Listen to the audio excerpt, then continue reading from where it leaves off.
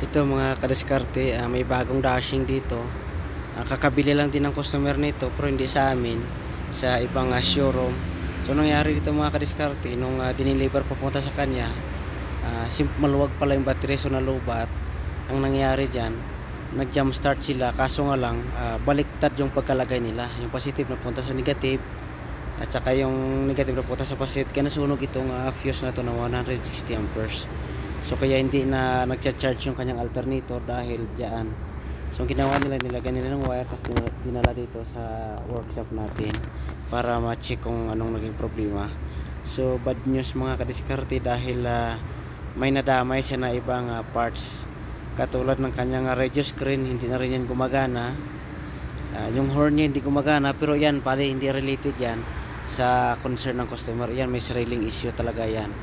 Ito lang inano natin yung kanyang radio, dapat gagana na yan kahit i-on natin, pero ito wala siya.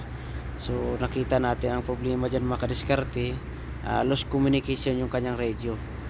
So tinanggal ko na yung kanyang center console para ma-check natin, kasi may isang fuse pa dyan sa ilalim ng radio, baka nasunog dahil sa pagkakabaliktad ng kanyang battery mga kadiskarte.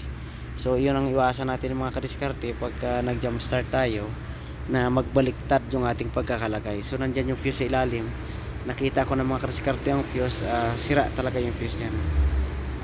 Ito yung kanyang lumang fuse, yan, sunog talaga. So yan ay epekto yan ng pagkabaliktad ng battery ng pagkakalagay nila. Buti yan lang mga kadiskarte yung nasira. So nilagyan ko na yan ng lalagyan ko na lang din yan ng mga kadiskarte, ng bago fuse, para i-try natin kung gagana na yung kanyang radio. Nasa loob yan mga kadiskarte, kung hindi mo yan kabisado, hindi mo yan makikita ang fuse na yan. So meron talaga fuse yan sa ilalim sa kanyang IHU kung tawagin. Start na natin mga kadiskarte para check natin kung gumagana na ba yung kanyang radio, kung fuse lang ba talaga ang problema or nadamay yung kanyang IHU mga kadiskarte. So yun mga kadiskarte, confirm talaga natin na ang sira ay fuse lang.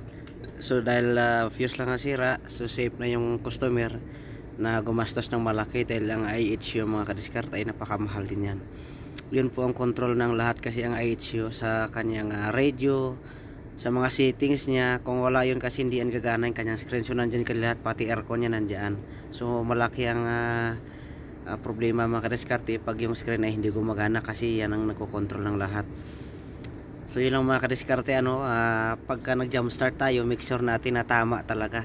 Kasi ito sabi ng customer, sa truck daw ito jump start, ibig sabihin 24 volts pa yun mga kadiskarte, kaya masyadong malakas. So thank you mga kadiskarte, thank you for watching.